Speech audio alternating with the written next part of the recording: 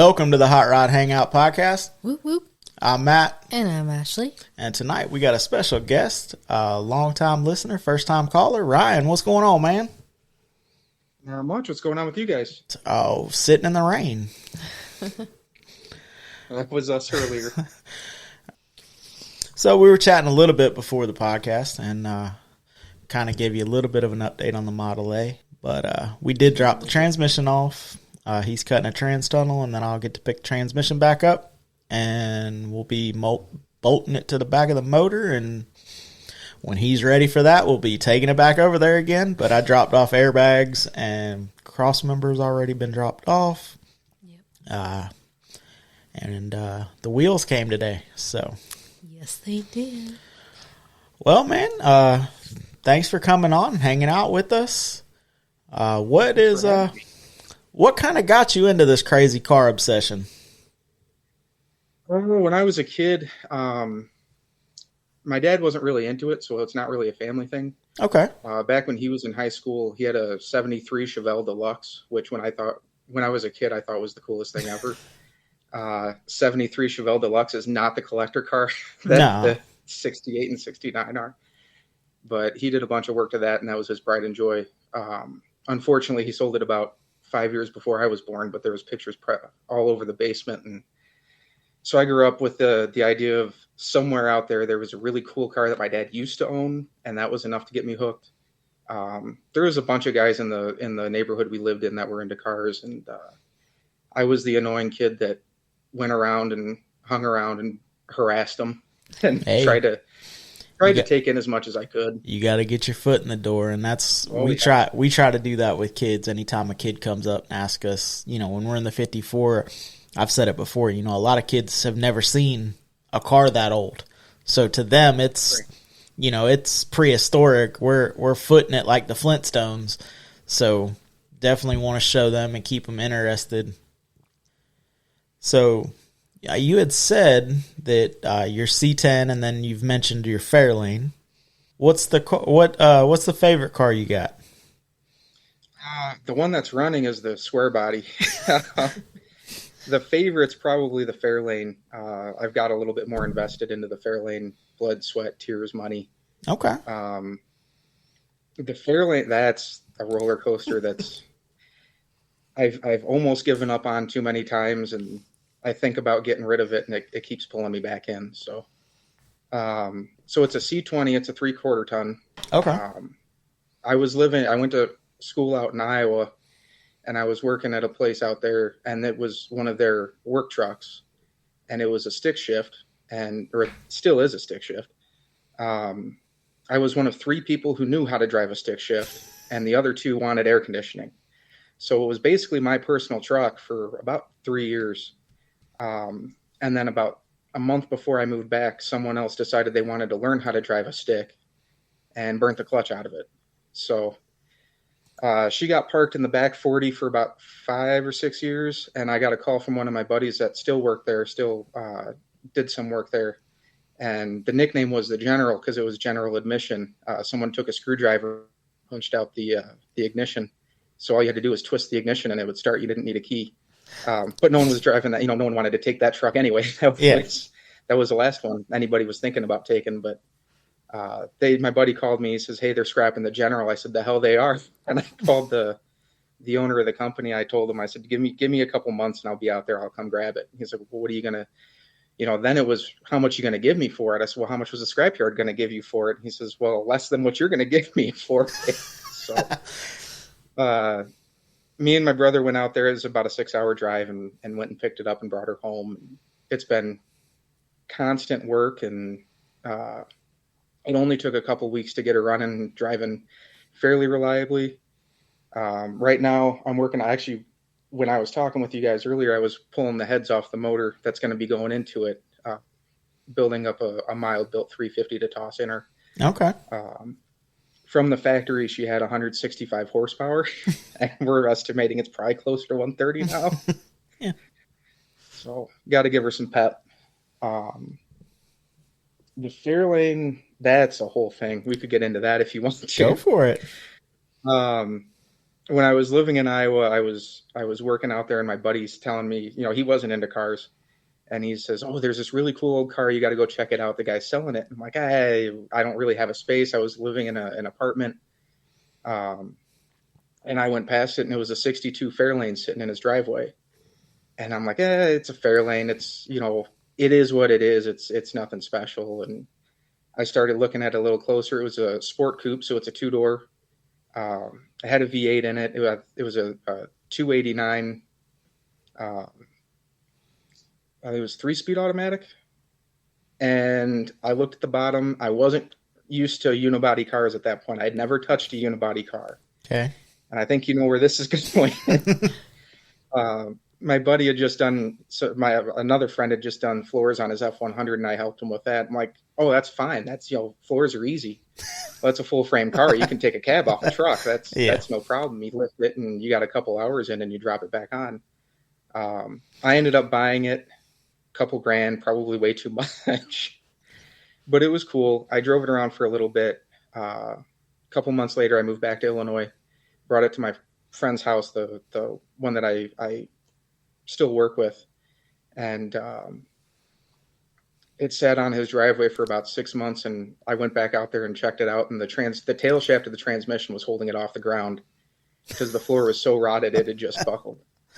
And I'm like, oh yeah, we'll put floors in it, and he just shook his head, and he's like, you have no idea what you're getting into doing floors on a unibody. So I ended up going on Facebook Marketplace because I had no idea what a '62 Fairlane parts car was worth, and found one down in Mississippi. Guy was selling one as a parts car, no rust. And I looked at it, and I messaged him. I'm like, what is wrong with this car? And he's like, nothing.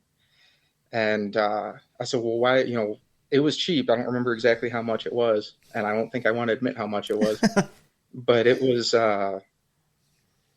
He had told me he had lost his brother, and it was his car, and he didn't want to look at it anymore. He just wanted to get rid of it. It was half done. And I started looking at this car, and every part that car needed, my car had that was falling apart structurally. So gutted all the trim off of it, stole the dashboard out of that car, and I can show you guys some pictures there. There wasn't much of that car left when I was done with it.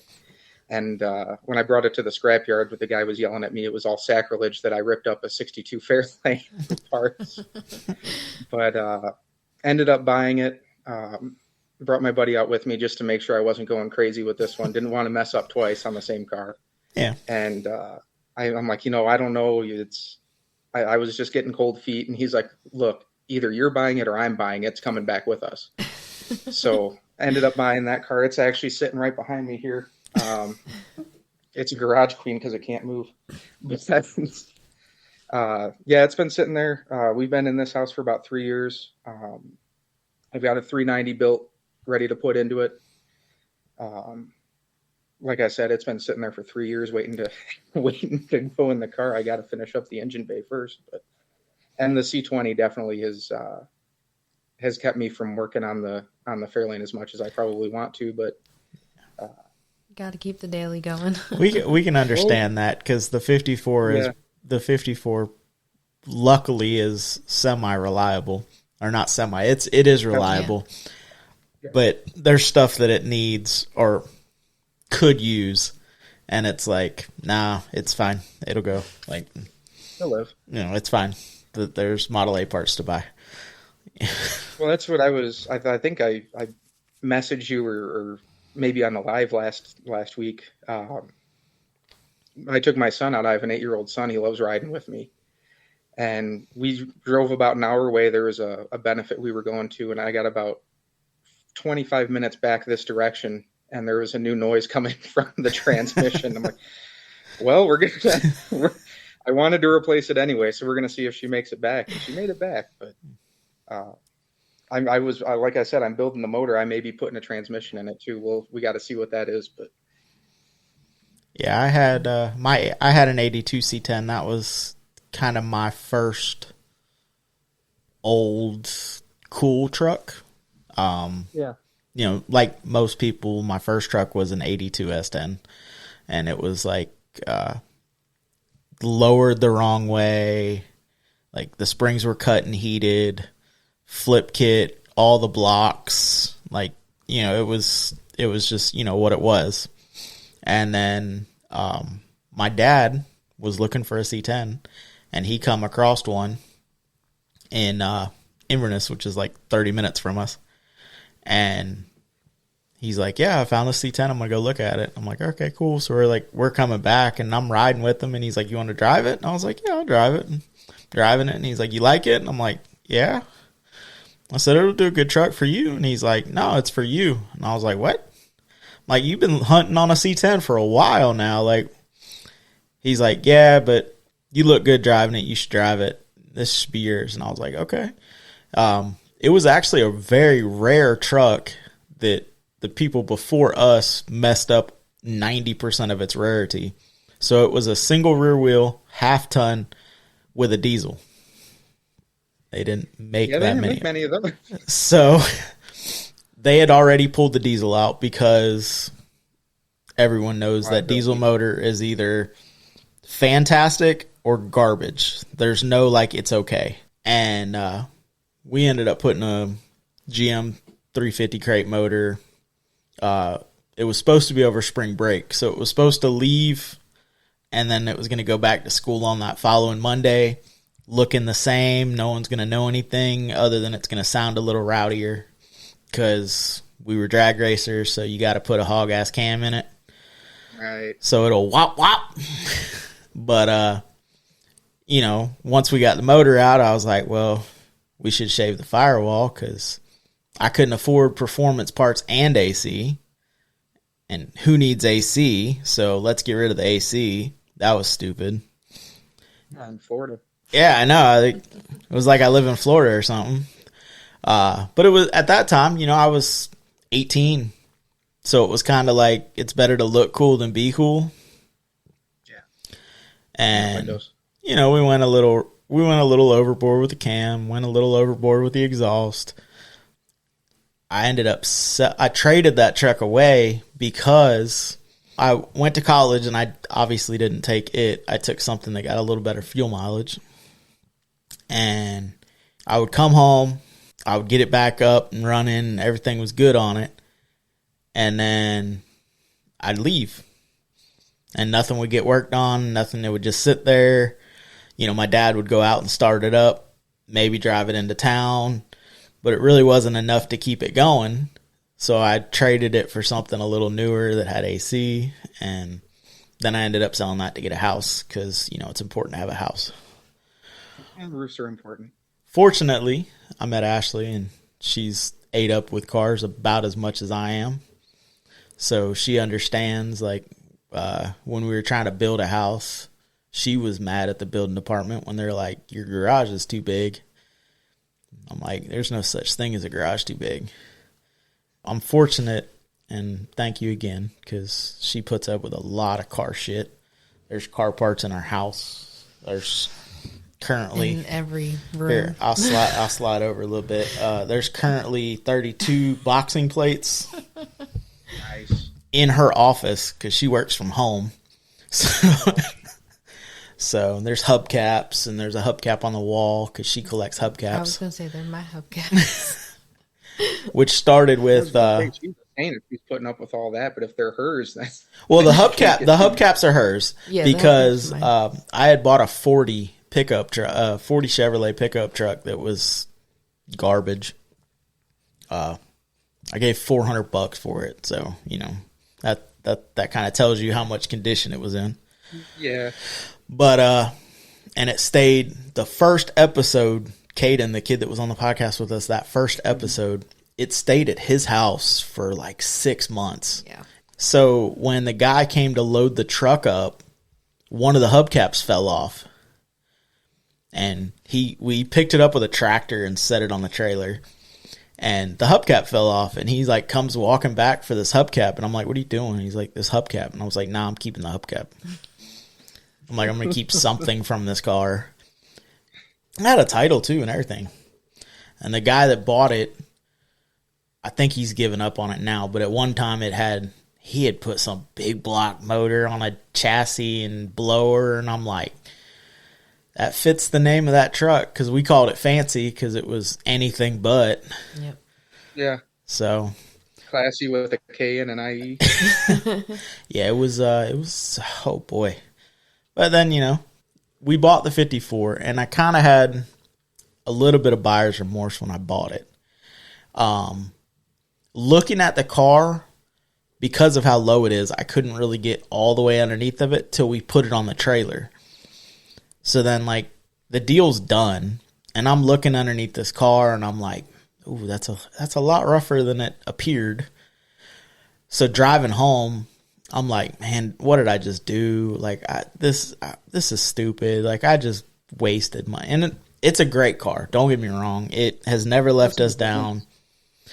But it does have its, it may or may not have some holes in it. And it's original paint and stuff like that. And we make memories. And that's what this is all about for us, is just getting out, enjoying cars, enjoying each other. And like I said, Ashley's drove it. She's Around the parking lot. You went out on a main road. It was a neighborhood. It doesn't matter. It was a main road. It didn't even have lines. There was a on car the road. coming. Exactly, which means you can't be out of the lines. Like, that's perfect. There's no guidelines. The road. Get out of your way. And you're going to win any accident with a new car. Well, true. I mean, 2 tons of steel. they don't build them. They don't build cars with metal anymore. My 8-year-old. Well, my wife was really nervous about my 8-year-old being in the truck because it is a single cabin. He's in the front seat. Yeah. And she was all nervous about it. I'm like, he's safer in the front seat of this truck than he is in any other car that you've owned. Pretty much. Yep. But Yeah, because by then they had started making sheet metal that was actually thick. Like the Model A sheet metal is thin. right. Which has been that was a whole new skin on learning it. curve. Oh yeah. Yeah, it's how is it? Well, you haven't done body work on that yet, have you? I've done a little bit, not BP has done. Britain has done most of the body work that's been done, but I was a decent welder at one time, and then I got out of the shop, and now I just do it for me, and I don't really care what it looks like. So, right, I can weld, but I wouldn't trust it my life on it. And that I was wouldn't part do of the anything frame. That was structural. part of the reason why Britain is building me a frame. Right. I had my buddy, the mechanic. I got to get him on. I got to convince him to talk to you guys. But he taught me how to weld. He had a welder over at his shop. It was a nice 220 volt setup, and it was MIG. He taught me on MIG, and I had the Fairlane over here. The Fairlane, when I bought it, it was halfway converted to a drag car. So the heater box was cut out of it, and it was flattened over, and there was a bunch of other things I had to cut out of the car because even if I did want to make it a drag car, it wasn't done right, and it would not have passed inspection, so it had to get cut out and redone anyway. But I ended up buying a Hobart 110 volt, Okay.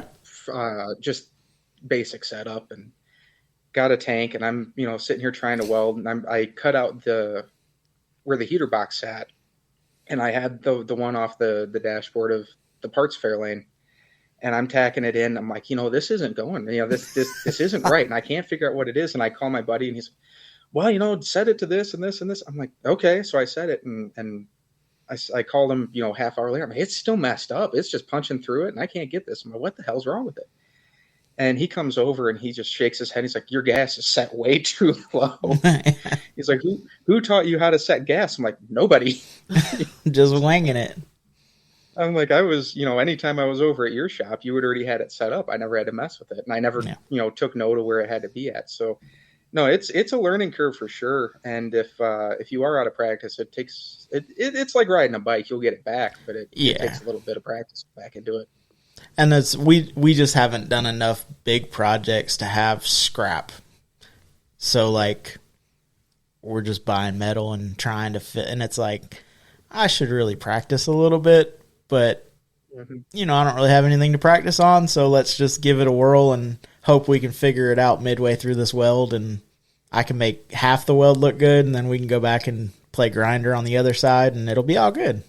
Yeah, halfway set and then fix the rest. Yeah, I mean we're just kind of like this podcast. We kind of throw it at the wall and You know, If it sticks, it sticks. we're half-assed good at it, I guess. I mean, it's 51 episodes, so I was gonna say you just made 50. yep.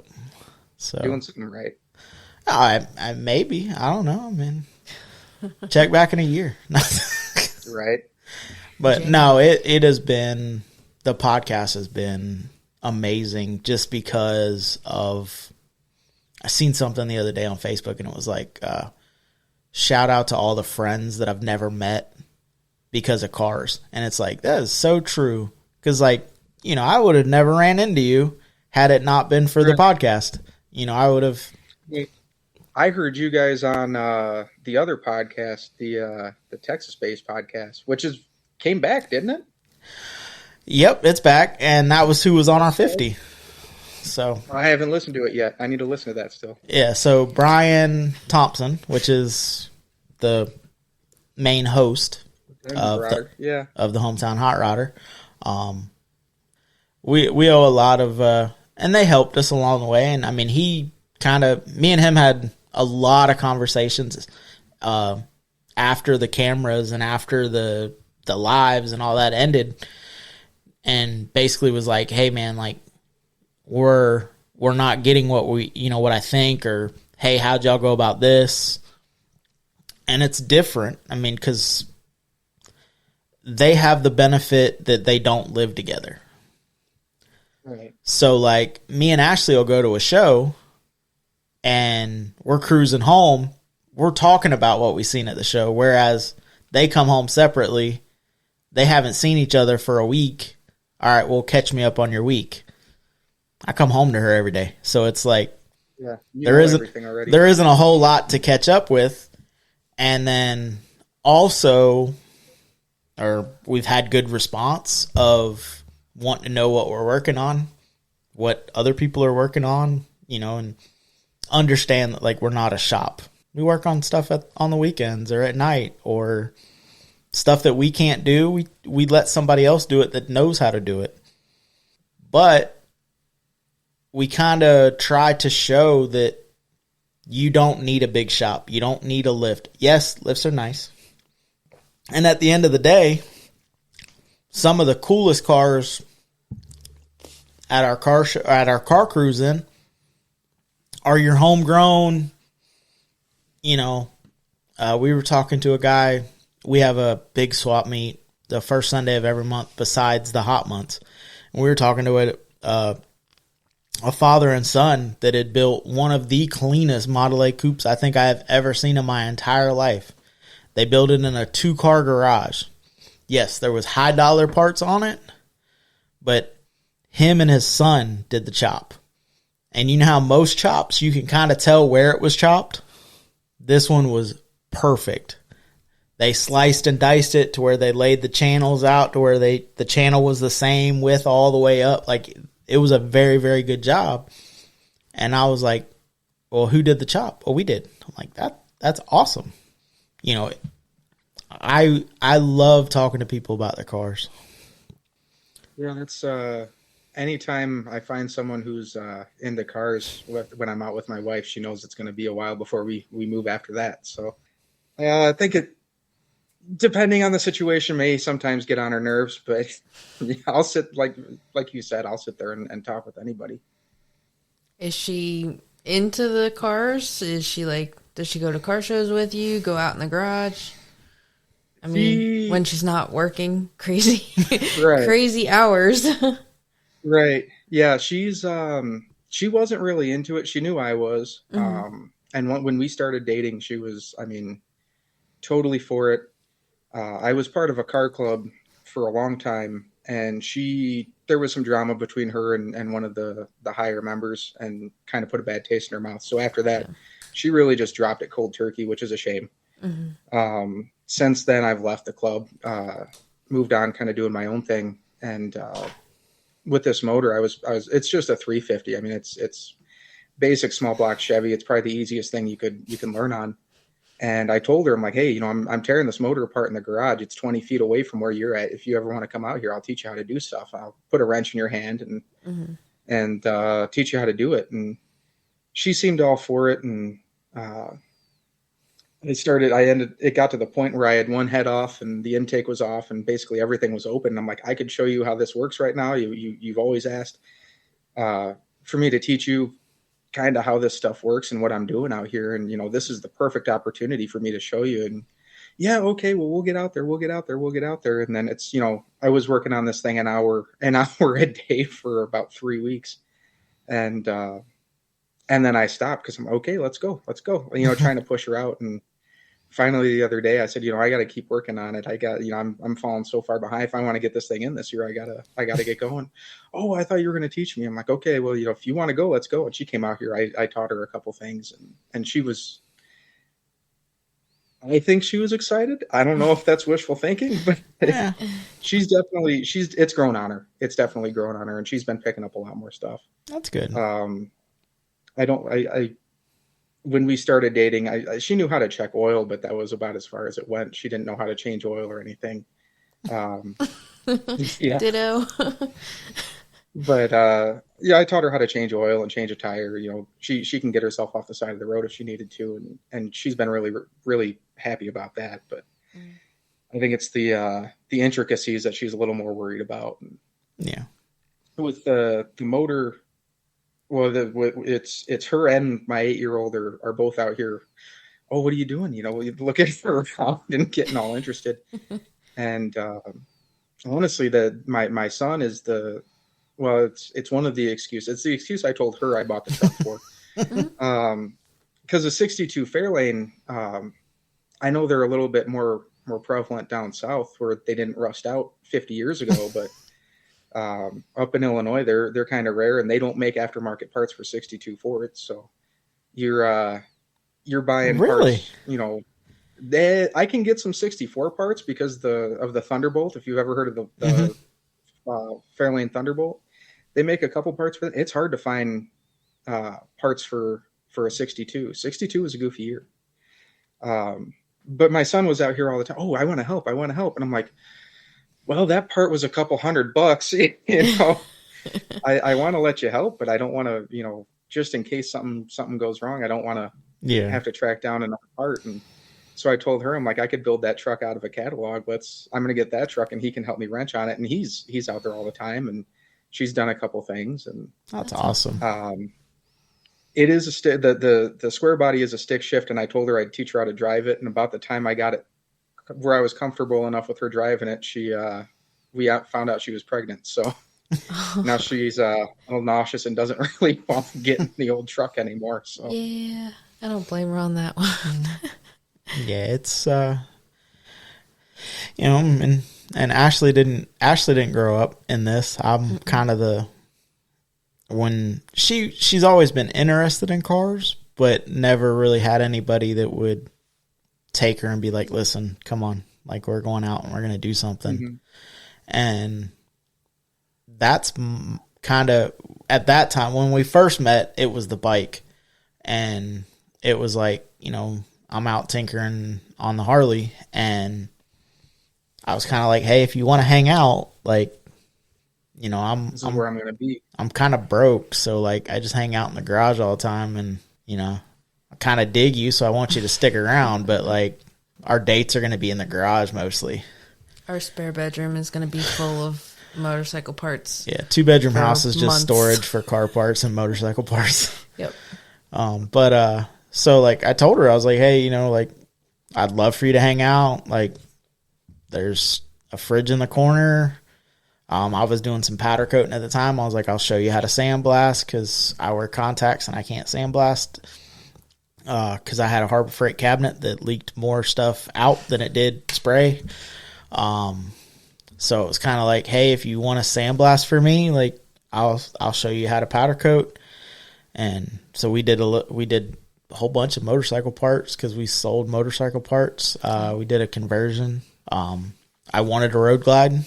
I couldn't afford a Road Glide, so I just made what I had, a Road Glide, and kind of built. There's a common theme. I tend to build stuff that like they don't make because I think weird stuff is cool. So like a carbureted, they didn't ever build a carbureted Road Glide, so I built one. And it's kind of the Model A, like, everybody does rear air ride because it's easy to hide. And I'm like, no, I want to do front and rear. And obviously I wasn't the only one because the cross member, I bought a cross member to save some time. And I've never seen one in person. So as far as I know, I'll be the only one in Florida with one. I don't know. Maybe the guy custom made it just for me because maybe he hasn't sold any other ones. I don't know. I've never seen it on a car the way we're doing it. So, and I did a 4-door because you don't really see 4-doors, even though the back doors aren't going to open because the tires are in the middle of them, but it's all good. But, so it's kind of like, and then, when we got the 54, her arms are smaller than mine. Her hands fit places that mine don't. That true statement of blood, sweat, and tears has been in the 54. She has donated more blood to that car than I have.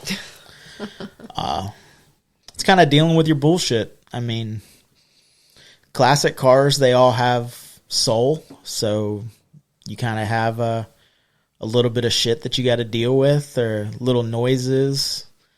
But every time we get in that car, it's an adventure.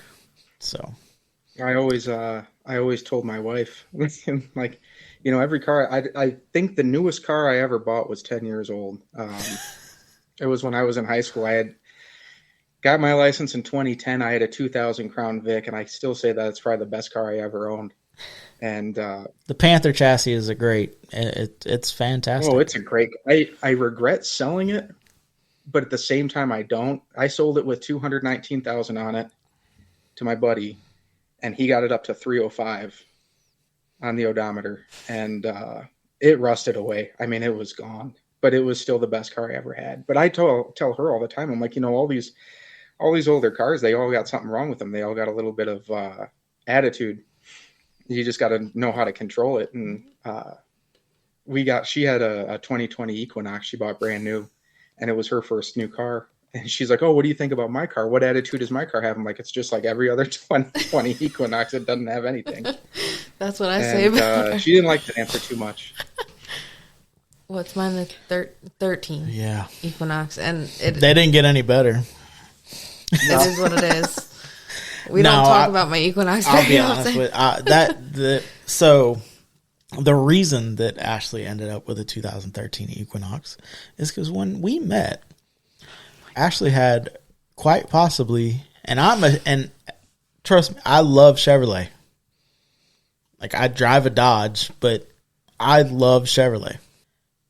She had the worst car that Chevrolet ever built. Yeah. A Chevy Cruze. I dumped more money into that than I probably made payments on. So she met me, and I think that's why she hung around, because I was actually willing to work on her shit and fix the issues. But literally, that car, I was like, what was it? She called me, or she's like, hey, it's running rough, and I'm like, oh, okay. Gets into the house, and I'm like, well, it's leaking. The valve cover's leaking. So I call up the local parts store, and I'm like, hey, I need a valve cover. And he's like, oh, yeah, we got 4 of them here. And I was like, you keep a valve cover in stock? He's like, yeah. I'm like, that's a problem. We put it on, put the valve cover on, got it all on. I went, all right. Immediately go look on cars.com and find you a car. Or she's like, I'm upside down. I said, I don't care.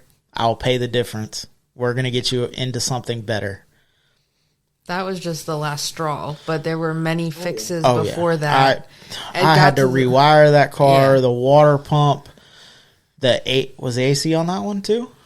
Yes. Yeah. She calls me. She's about an hour from home, or hour from my house. And she's like, my car's making a noise. And I'm like, what's it sound like? And so now I'm trying to diagnose a car from, and I was like, where are you at? So she's like, speakerphones, and I'm like, well, that don't sound good. I'm like, shut the AC off. And she's like, okay. So she shuts the AC off, and it doesn't change. And I'm like, weird. because it sounded like an AC compressor, like trying to grenade itself. Like a clutch was spun, and I'm like, that's weird. I'm like, okay. I'm like, where are you at? She's like, almost 75. And I'm like, okay, well, back her down a couple notches, get in the slow lane, roll the windows down, and just kind of get it to me. I was like, if you can get it to me, you can take my truck, and then I'll limp this car either home or whatnot. I'll try to figure out what's wrong with it. She pulls in, and I'm inside a concrete building with stucco, not near a wall. She didn't have to text me. I heard the car pull up. And I'm like, oh my God. So I go out there and I'm looking. The clutch on the front of the AC compressor looks like a curbed wheel. Like just flopping all around. And I'm like, shut the AC off. I told you to shut the AC off. She's like, it's off. I drove the entire time with it off. And I'm like, turn the AC on. So she turns the AC on, and all of a sudden the clutch, like, sort of gets its act together. And I'm like, what in the hell? So the clutch does not disengage on the compressor. It disengages inside the compressor. So even when the AC is off, the clutch is still spinning. So it engages the shaft, not the... Yes. Not the pulley. Yes. So what could have been a shut the AC off, it'll free spin on the clutch, everything will be fine, turns into it grenades inside and sends all of those pieces through the entire system. I'm like, okay. So I limp it to, we have a guy that's the best. I mean, he is a God's saint. Yes. He owns a tow yard, and he's genuinely a good guy. And I take it to him, and I'm like, hey, man, it's making a noise. I'm pretty sure it's the AC. He goes, all right. He goes, I'm sorry. And I'm like, what? He goes, it's going to be expensive. And I was like, I get it. Like, I have to pay you. I understand. And he's like, no. It's going to be expensive. And I'm like, okay, like I get it. I'm going to pay you for your work. He goes, no, I'm being serious. He goes, I cannot help you on this one. And I'm like, okay, you're fine. The bill, I almost told Ashley, I was like, we're getting a shorter belt. We're just going to delete the AC out of the system. Oh, yeah. Like, because it was like retarded. And I'm like, why? I'm like, who are these engineers that are coming up with this? This is, what happened to like put a business card in, set your points, and go? What happened to like, I don't know, being able to see a motor? You lift the hood on a new car, you can't even see the motor. Well, my son, we were working on a car that I just sold not too long ago, and he's like, oh yeah, that's a huge motor in that car. I'm like, dude, I appreciate the enthusiasm, but it was a 3.4 liter V6 out of a Mercury. Hey. I'm like, the motor's not big, it's all the other stuff on it that's big. But, no, I actually, that same car I was cleaning it up to sell it. I moved the seat forward to vacuum underneath of it. And it's a Mercury, so it's moderately loaded. And it had, at the time, I think it was fairly new, the programmable seats. Oh. So you hit the button and the seat moves and the mirrors move and everything. And I'm moving the seat forward. Well, to get the air, the floor vent for the back seat is underneath. It's a little snorkel that sticks out underneath the driver's seat, the passenger seat. So as I'm moving this forward, the nice brick connector that has 50 wires hanging out of it's going forward, and that snorkel's sitting right there, and I clipped it and didn't think twice of it. And then the seat stopped moving. I'm like, oh, you got to be kidding me. This guy's coming in 2 days to pick this car up. And I looked them up online. You can't even – I couldn't find the part. I don't think they make them anymore. And because who's replacing that unit on an 05 Mercury? Hey. And anyway, we get it working, we get it back. But anytime you hit the key fob, the mirrors would go all the way out and down because it shorted something out in the system. And I was underneath. I had my hand underneath the seat. I'm calling my buddy. He's a whiz at electric. He taught himself everything about computers. I'm more of a carburetor with a flat head and a half-inch wrench kind of guy. And he taught himself computers. Like, oh, check this wire, check this wire, check this wire. I'm like, dude, I can't even look underneath this thing. It's so damn low to the ground. Finally, I put my stuff down. I'm like, I'm going to end up burning this car down. Like, I got to have you come out and look at this thing because I'm not doing it. And the joke ended up being is that seat I had more wires controlling that seat than my 82 has controlling the entire truck. But that's going to show you that you, like, because people say, oh, you drive an old car, it's got all these problems. I'm like, no, new cars break too. Oh, yeah. You know, they're just, yeah, I had to do now it's more expensive.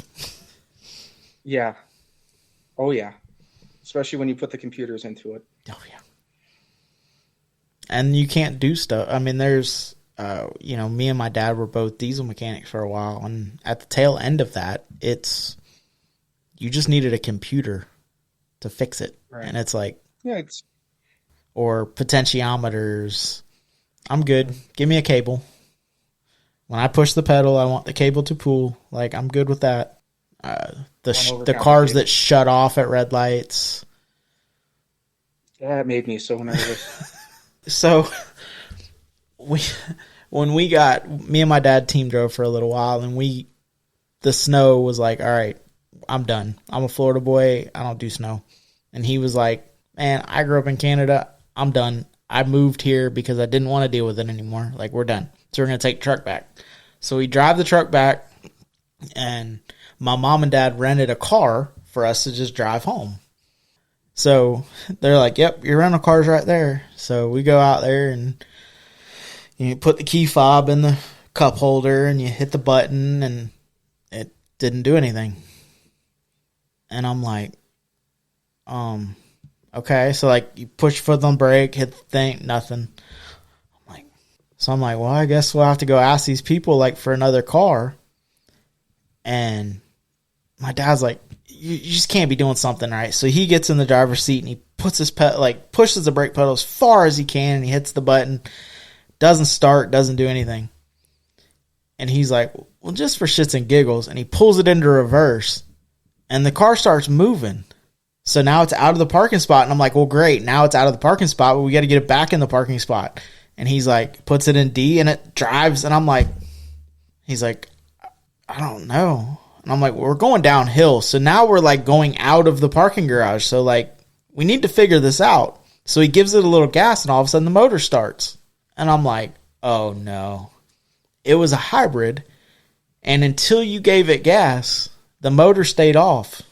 And then cruising down the highway, motor just randomly shuts off. So you're cruising at 70, and the car stops making noise, and no road noise, no nothing. I'm like, give me something with the windows down, like something, man. That make me nervous. Man, it's just, new car. Oh yeah. So we've talked about the cars you're building.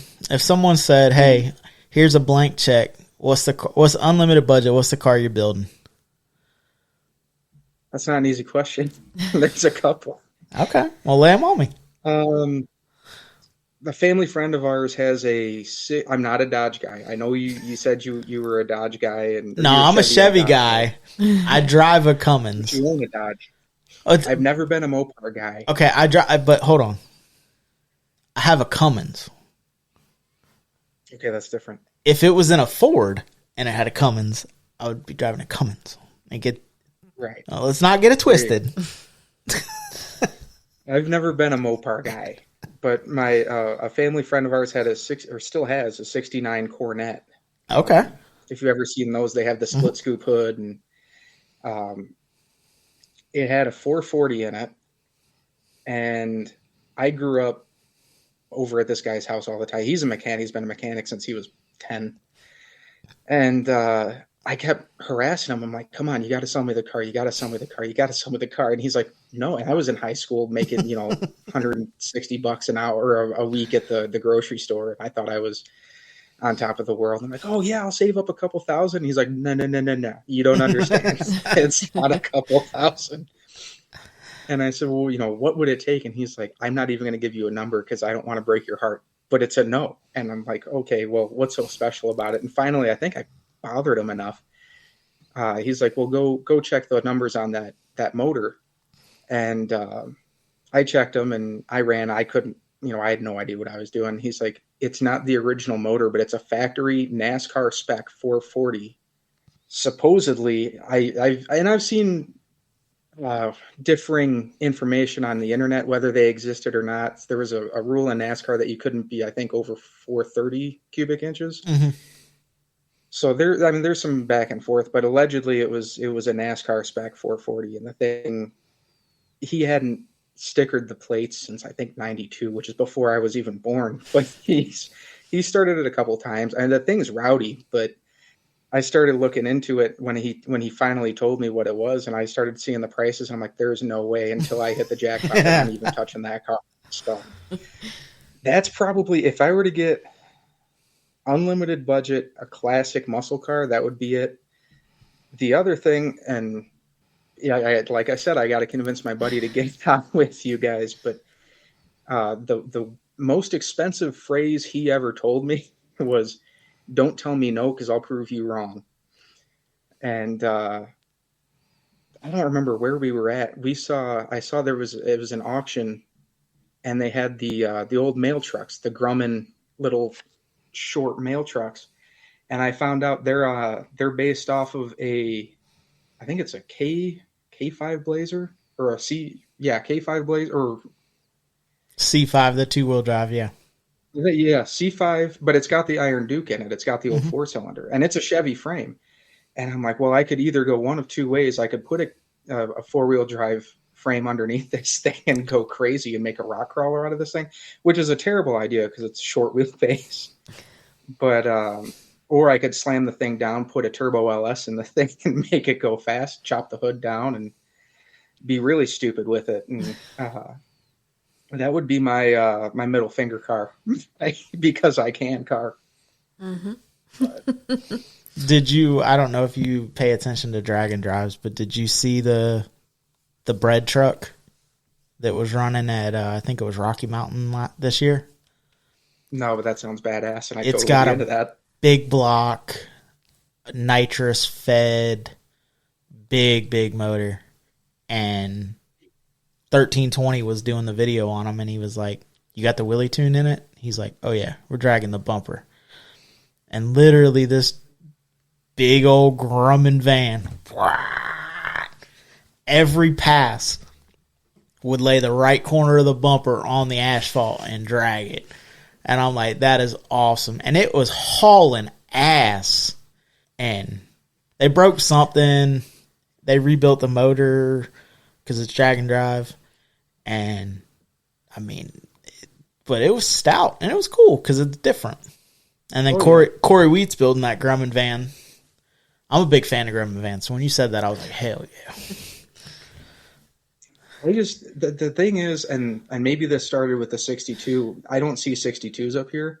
I just want something that nobody else has. Yeah. The show that I was at a couple weeks ago, there was a 63 Fairlane 4-door, and I'm with my son, and he's looking around. Ooh, look, Corvette. Ooh, look, Mustang. And I see a 63 Fairlane come in, and my jaw's on the floor. I haven't seen one of those. No. And he's like, "What? Who cares? It's just another car." And I'm like, "No, you don't understand. I need to talk to that guy." Mm-hmm. And that's what it's all about. Like when we go and we see Model A's, like we'll walk the show and Ashley will take pictures and she does all that and she's really good at the pictures, and I'm more the guy that'll stand there and talk to somebody and bullshit. Mm-hmm. And when I was leaving it at a normal height, any crossover steering, go take pictures of it. Figure out how they mounted their box, figure out what they did, like trying to just get every idea. And now I'm like, all those pictures are garbage because we're having to go with cow steering.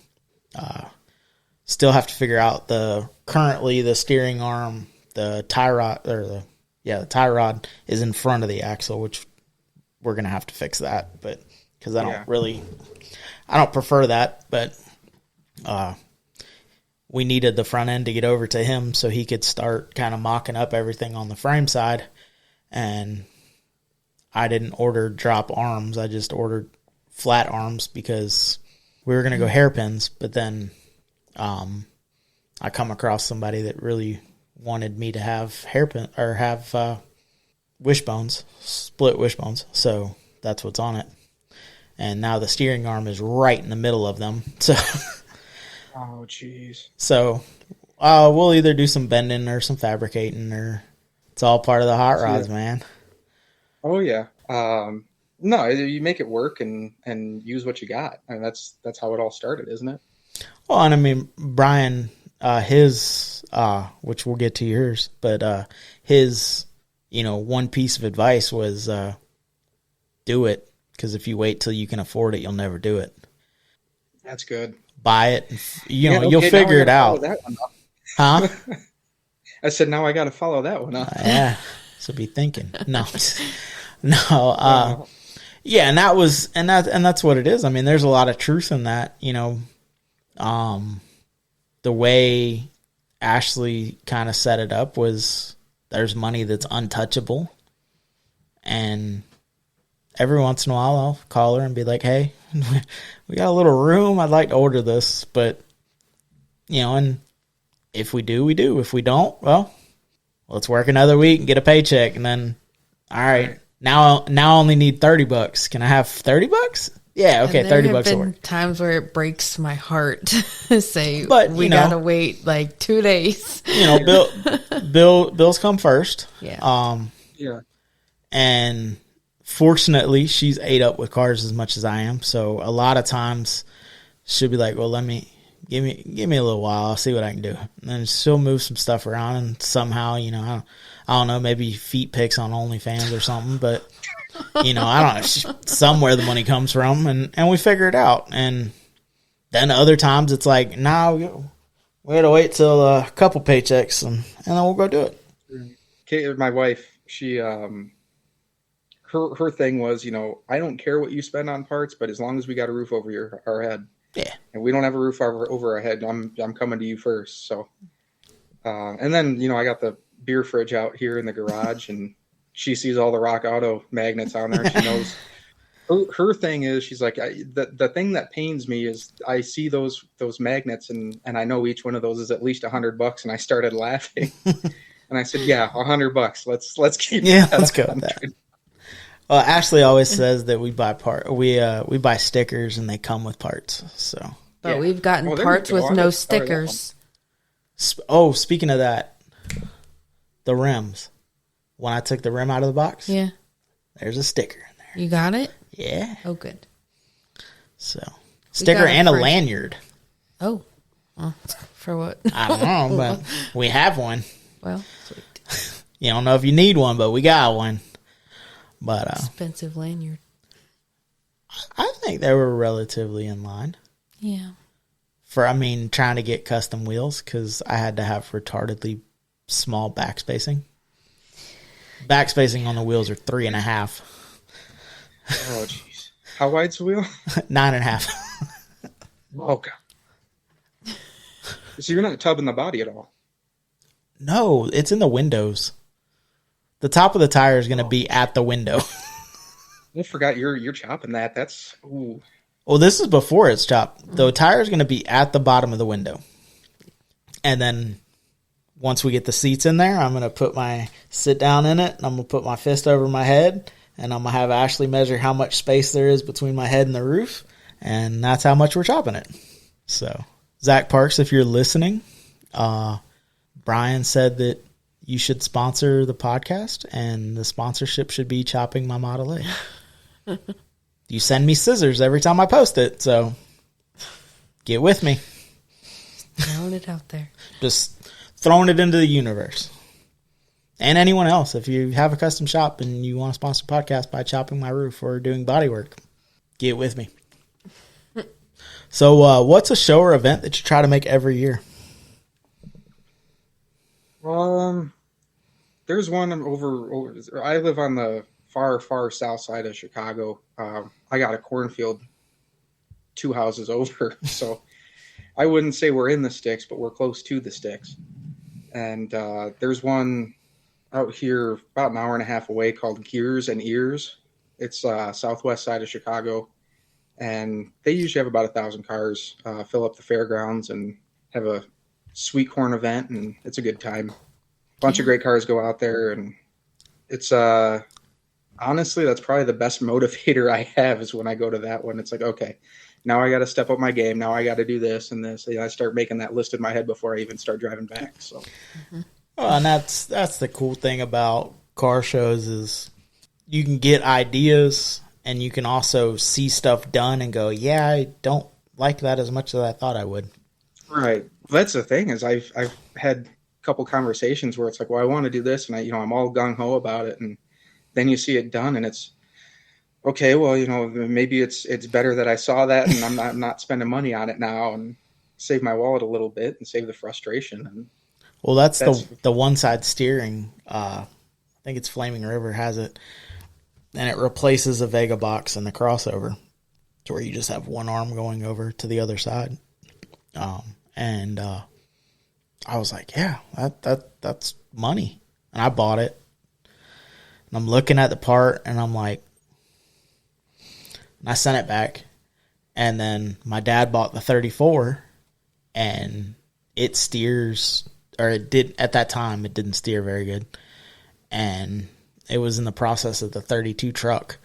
And I was like, well, I found a 34 chassis that was already boxed. It was already, it was, I forget who it was, but it was a known chassis builder had built this chassis. So like the X's were there. It had small block Chevy mounts. It had turbo 350 mount. And I'm like, well, I just drop a body on it and call it a day. So we drive down there, and it is kind of like every Facebook posting, a lie. The chassis was more rusted than the 1929 frame that I took out from underneath my Model A. And I'm like, the guy told me, oh yeah, it's all good. Like everything's new and did it. And I'm like, no, it's really not. But now I'm down there and I got a fistful of money, and I'm like, well, I see you got a couple cars. Like, what parts do you got? And he's like, well, I got this single side steering. And I was like, okay. So I have now bought 2 of them.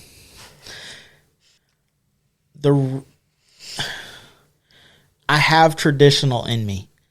So like I admire the guys that like, Bolin Brothers chassis and like period correct and like everything's like supposed to be 50s, 60s era. Like it's all good. I love those cars.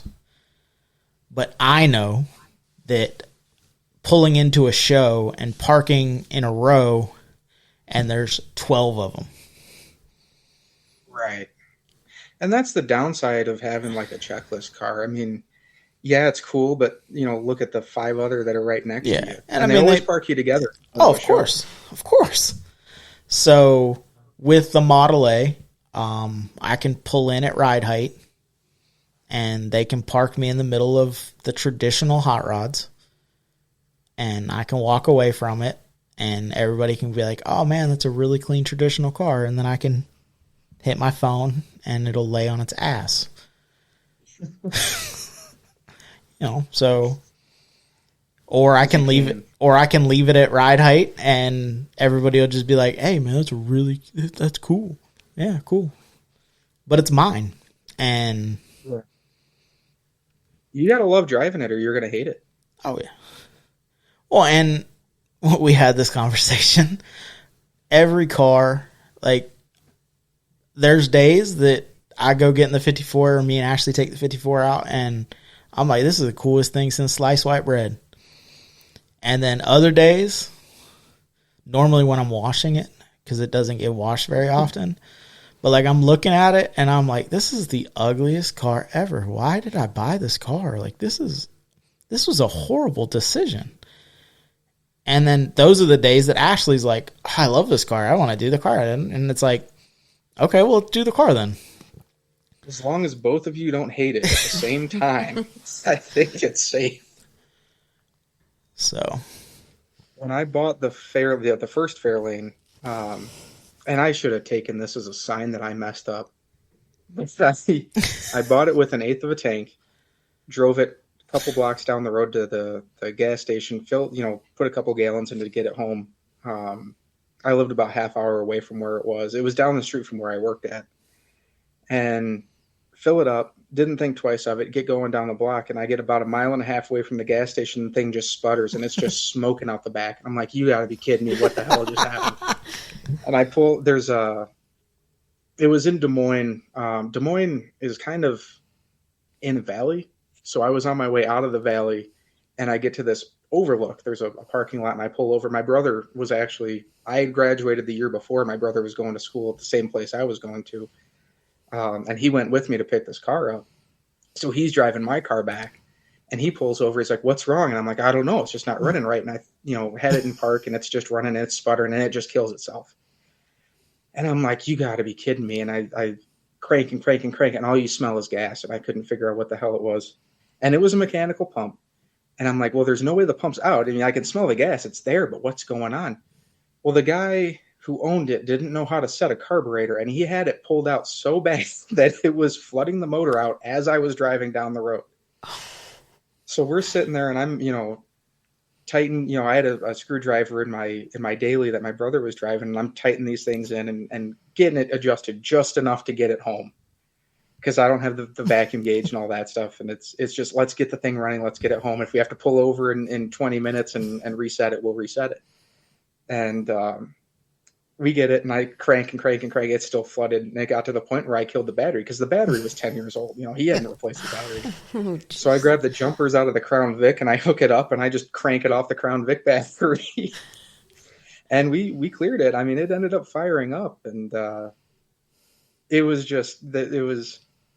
My brother looked at it, and he's not a huge car guy, but he looked at it, and he's like, "Man, if that's a sign, I mean, you're screwed." Sure enough, about 6 months later, I was looking to get rid of that thing. But like you said, it's a story. It's something you did that you get to maybe not gloat about all that. It's not always good stories, but it's something you did. But every time, anytime cars are involved, it's an adventure. Yeah. When I was part of the club still, we put on a show. They still do. They put on the show. It was downtown. In that small town that we live in, and they got, I'd say before I left, we were averaging about 300 cars packed into downtown. Well, I know you guys are from Florida. If you go to any small town in the Midwest, it's a historic downtown because the buildings are so damn old. They haven't taken them down yet. And they all look basically the same, and I'm probably going to get some hate for that, but, they fill about 300 cars in the downtown area, and they opened up. It was classed. It was classed, and it was judged. Okay. And they opened up a lowrider class. It was one of the last years I was in the club, and they're like, "Oh, if we get a couple cars, we get a couple cars. Let's see what happens." And they put it out there, and there was a club from Chicago that came down. They drove their stuff down. And you see these cars, and they're, the big tanks, the Caddies, the Lincolns, the badass cars. And they've got, ghost paint and chrome frames and hydraulics, and they're dragging ass going down the road. And, you can see the bottom of their license plates all peeled up because it was on some road somewhere. And one of them that year won Best in Show, and it was just sacrilege. Like, you should have seen these guys coming out of the woodwork. My car is 100 times better than that car. That's just they're just jumping it. That's a beat up piece of crap. And it's like, dude, did you take 5 seconds to look at that car? He's got chrome frame. It's engraved. It's ghost paint. He's got the motor. The engine bay was immaculate. Oh yeah. And I'm not ripping on anybody's build, but it doesn't look like you've washed your car in 3 years. Let's be honest. Hey, what's wrong with that? No, it's God washes my cars. Right? Yeah, I took the power washer to the square body the other 2 weeks ago, and it's a different shade now. No, we say shiny paint causes stress. Oh yeah. Well, meme or a video reel, whatever you want to call it. What we're looking for out of a square body truck is someone stumbling out of the bingo hall from 30 Vice Grip feet Garage. away thinking, yep, is that him? Yeah, we're not looking to win trophies. We're just looking for Yeah. a guy to stumble in the parking lot and go, "Is that your ride?" Yeah. Nice. Yeah, well, as long as it looks good from 30 feet away, I mean, who cares? As long as you enjoy it. Oh, that's it. It's your car. Do whatever you want with it. Right. And That's obviously I haven't taken the Fairlane to any shows because it's not running, but there was Facebook and social media has to be the worst thing. I mean, you could fall into a pit getting on some of those groups. When I started doing work on it, with the Fairlane, the way the front end geometry is, you have to cut the shock towers to get a V. Well, I think you can get, if I remember right, you can get a small block in there, but I'm putting an FE in, and you definitely need to cut those towers back because it won't fit. And the guy that owned the guy that I bought this car from, he had already done it because he was putting a 427 in it, and I figured that might be a little too much horsepower for a 3,000-pound car that I wanted street. Because I started sending, posting picture. I'm like, this is my motivation. Let's post it online and like get on all these Fairlane groups, and these guys are going to appreciate it. And immediately, and it's like this with any hobby, I think, it's why didn't you do this? Why did you cut those? Why didn't you put the straight six in it? Why are you putting an FE in it? How could you cut apart a car like that? Like, this isn't a mint car. This doesn't have 2,000 miles on it. It's been beaten and put away wet. Like, I'm modifying it to what I want. And even if I probably wouldn't cut apart a pristine car, but it's. But if you wanted to, it's your car. You bought it. It could, yeah. And I ended up, I'm still on the pages. I don't post anymore, but I'd say there was probably one of my first posts and one of the only posts I made on one of the groups. It was 20 posts of sacrilege. And then this one guy messages me and he's like, "Man, I love what you're doing. It's badass. Do what you want. Like, more power to you." And I'm like, dude, I would have just given up on society if you didn't message me. Like, that's awesome. So I ended up becoming friends with the guy. He actually just passed away not too long ago. He got pretty sick, but he was, I don't want to say the voice of reason, but he was a voice of reason on that page. And he pissed a lot of people off. Well, and that's the thing is, everybody, and I try to explain this when I talk to people, whether they're older or younger than us, that think that they want to do this, and it's like, there's a couple avenues you can take. You can, if your bankroll allows it, you can go buy a car that's done the way you want it to be done.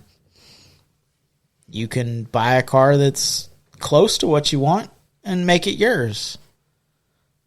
And then you could lose your absolute mind and buy a complete car and tear it all apart and chop it to hell and, build a custom chassis and beat your head against the wall with a motor because, brackets don't fit and, figure it out. Who would do that? Me. No, I know. But, and I try to tell people, like, and a good, for instance, is, I know a guy and he's all about big boats. The stacked headlight Galaxies, Cadillacs, Lincolns. The reality of those cars is, unless you're a millionaire, that's not the first car you buy. That's the end car.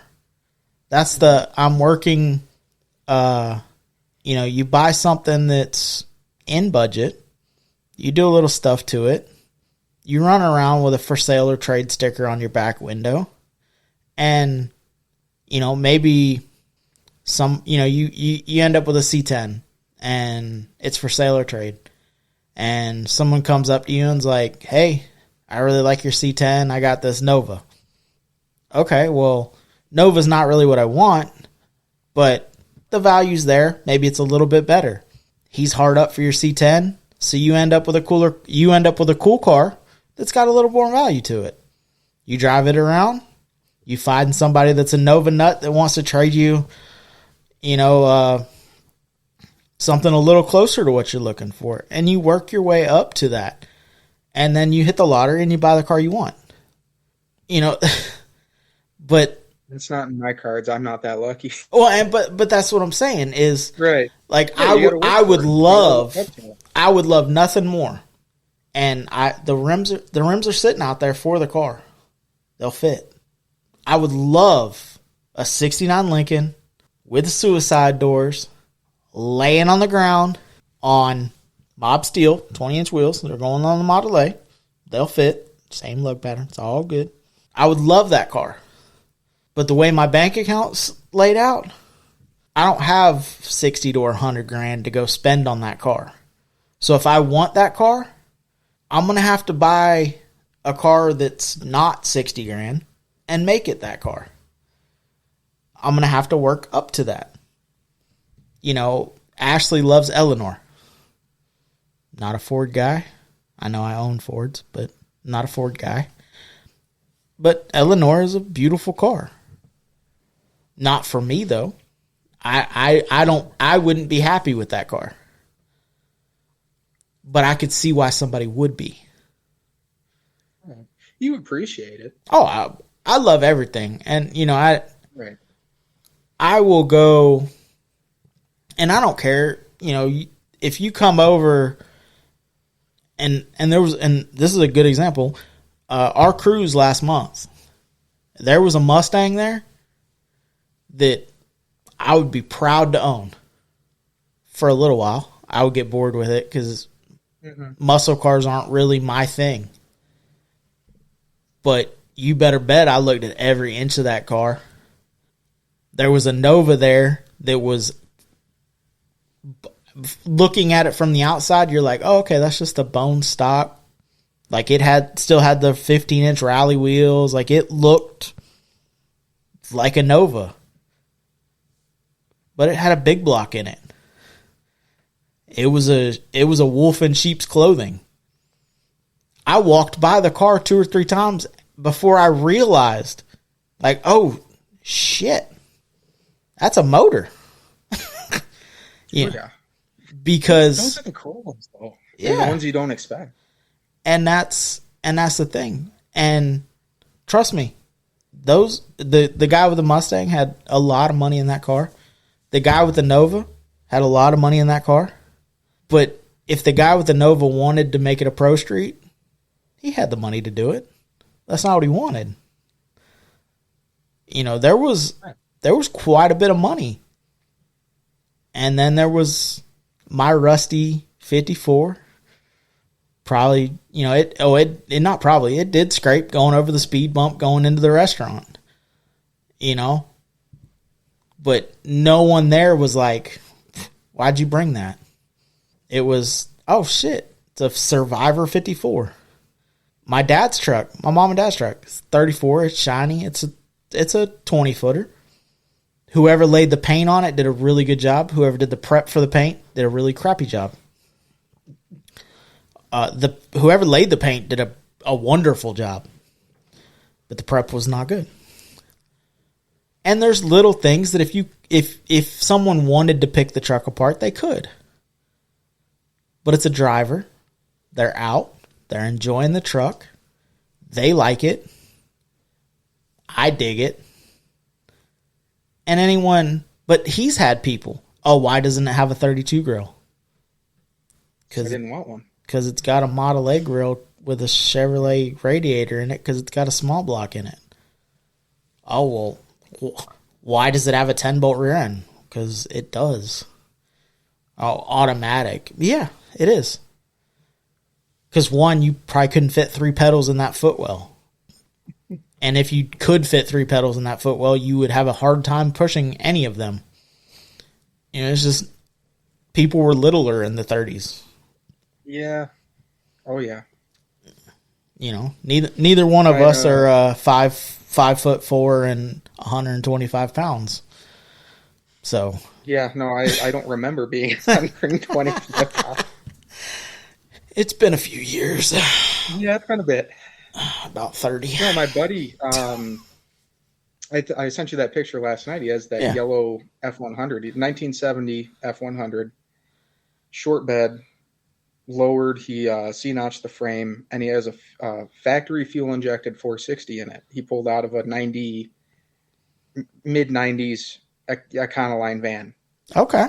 And he just dumped it right in there. And it doesn't make stupid power, but it's torquey. I mean, for what that truck is, it's got some torque. But he didn't change anything. It's just like it came out of that van. It's got that ugly just air, the intake system on it it's ugly. I mean, it's God, I wish he would have ripped it off. But he didn't. I mean, he just shoehorned it in there, and he's gone through a couple of them now. But he brings it to shows, and he lifts the hood, and it's, well, why didn't you put a 302 in it? Why didn't you put a Cleveland or a Windsor in it? Why didn't you? He's like, you know what? $7,500, you can do whatever the hell you want, but until you give me that money, that's what's in it. Exactly. Because F you. That's why. Right. Exactly. Why did you do this? Because it's mine. Because I can. Yeah. It's got to be a flathead. I hear that so much. It's like, it's got to be a flathead. I'm like, matter of fact, the guy that I bought the 32 from, who his Roadster is very clean. It got accepted to Trog.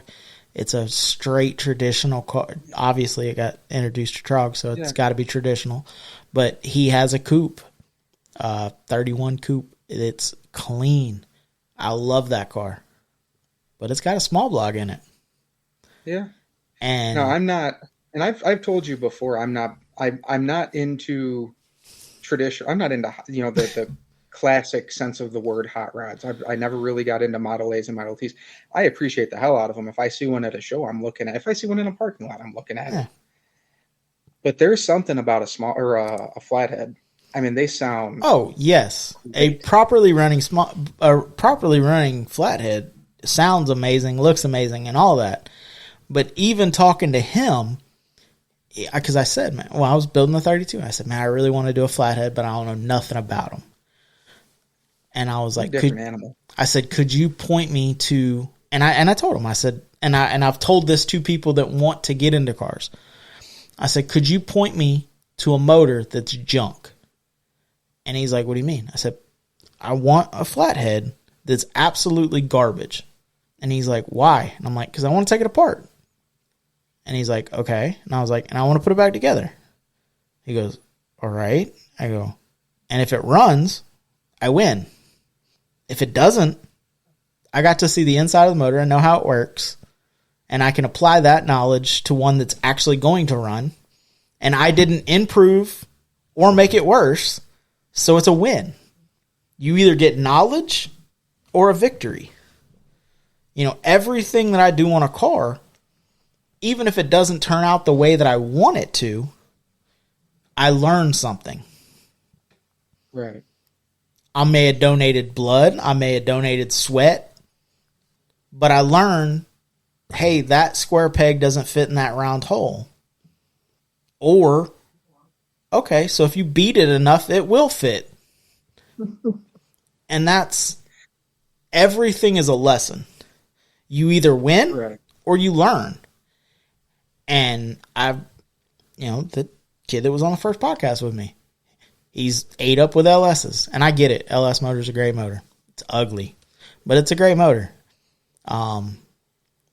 If Ashley decides she wants to keep the 54 and do it for her, it may end up with an LS in it because it has a hood and nobody can see it. But I would never put an LS in a Model A or a 30s, something that doesn't have a hood and fenders on it, or hood and side panels on it. But I told him, I said, go buy a junk LS. I said, make sure it ain't got no holes in it. Make sure that the piston's not waving at you when you're looking at it. I said, and take it apart. I said, you'll do one of two things. I said, you'll see the motor and you'll go, this is way too complicated and I don't want to do this. Let me just go buy a running one. Or you'll go, well, I'm pretty sure that piston's not supposed to have a giant hole in it. So you buy a set of pistons, put a set of piston rings, drop it back in the motor, fire it up. Oh, it's knocking. Okay, well, told you should have done lifters while you were in there. Well, now you get another chance. Take it apart. Do lifters. Do this. Learn on something that's going to cost you a couple $100 because it doesn't run. And if at the end of the day it doesn't run, well, you got to see what the inside of a motor looks like. You understand it. Because I can tell you something, but if you don't see it with your own eyes, you don't actually comprehend it. You have to physically be there. And you'll also understand, which Ashley has realized on the motor, the small block that we're building for the Model A, some of it doesn't make sense. And then that thing that connects to a motor, and I've been into cars since I was knee-high to a turkey decoy. That thing that bolts to the back of the motor, there is magic that happens in it. Oh, yeah. I am not a transmission guy. The motor spins this way, it spins this, it spins that over there. Somehow it spins that back there, and it makes it go vroom. I got nothing from there to there. I got nothing. When my wife was out here, I was showing her, I'm like, okay, well, this is how the piston works. This is how the crankshaft is connected to the camshaft. This is what the camshaft does. This is how all this works together. And she's like, okay, there's a lot going on, but it makes sense. And she's like, so that drives the tires. I'm like, that drives the transmission. And she's like, well, how does the transmission work? And I got a trans sitting here in the garage. And I'm like, well, you see, this bolts up to the flywheel. Some shit happens, and then it rotates this side. Pretty and she's much. like, well, what do you mean shit happens? And I'm like, I wish I could tell you. There's gears that mesh, and then other shit meshes, and it somehow reverses the rotation to reverse it again to make it spin over here, and then it goes back there. I mean, I get it, planetary, Yeah. I get it. I don't know how they work together, but they're there. And she's like, well, but how? And I'm like, I don't have the answer for that one. No. I can work on motors all day long. Do not ask me to touch a trans. Well, and guys that are good at trans are usually a little off. Yeah. I'm going to leave that there. I was going to say something, but we're going to leave that one alone. Because I've watched transmission guys go and like throw shit everywhere, and I'm like, oh no, that'll never work. And like 10 minutes later, they're and everything goes back together, and I'm like, that's not gonna work. And somehow put this ball here, and it makes better line pressure over here, and it's magic. Abracadabra. My buddy was rebuilding a 4L80, a Chevy 4L80, and he tore the whole thing apart and put it all back together. And he looks at it and he's like, damn it. And I'm like, what? And he's like, I forgot this part. And I don't remember what it was. It was a hair clip. It was a little hair clip. He had to tear a bunch of stuff off, and there was something that wouldn't fit, or there was something wrong with the hair clip. And he's like, damn it, you can't buy these anywhere. And I'm like, well, what is it? And he shows me, and I'm like, that's literally a hair clip. And he's like, yeah. And I'm like, my wife has 100 of those sitting in the living room floor. And he's like, there's no way. Like, this is a specialty part. And I go home and I grab one, and we cut the little ball off the end of each side. Yep. And sure as shit, it goes back out and it fit, and it's still running it. Yeah. It's been 120,000 and he's still running it. But that's the thing, is making stuff work that's not supposed to work. Right. That's so for Don't you. Ask me about the rest of the trans, when you said that you're not into hot rods, so we named our podcast Hot Rod Hangout. We kind of pigeonholed ourselves. We had to do some explaining. A hot rod isn't necessarily a 30s car. It's not an era of cars. A hot rod is anything that you took and you made it yours. It's different than what the next guy does. It's not stock. So you can take, there's new cars that I would call hot rods. You modify. You made it different. Yeah. And that's what I meant. I love that. I love mod. I can't leave stuff alone. I got to mess with it. But No, I just mean traditional. I mean, when you talk about traditional 30s hot rods, like the Oh yeah. slammed and chopped and channeled and small block Chevy sitting in there, and I like I said, I appreciate them, but I never got into those style. I mean, I'll chop any, not chop the roof, but I'll cut anything else apart Yeah. and modify it. And mess with it. And even my dad, I mean, he ended up with a 30s car, but he'll be the first one to tell you he's a muscle car guy. Yeah. It just, That's where I started too. And for somehow that missed me. Don't get me wrong, I love, 69, 67, 68, 69 Camaros. I love them, but it's just not me. And that's kind of, me and Ashley's had that conversation because I'm like, what do you want to build? Like, once the Model A is done, which it's never done, but like once the Model A is running and driving and we can actually use that car, like, do you want to do the 54? I don't know.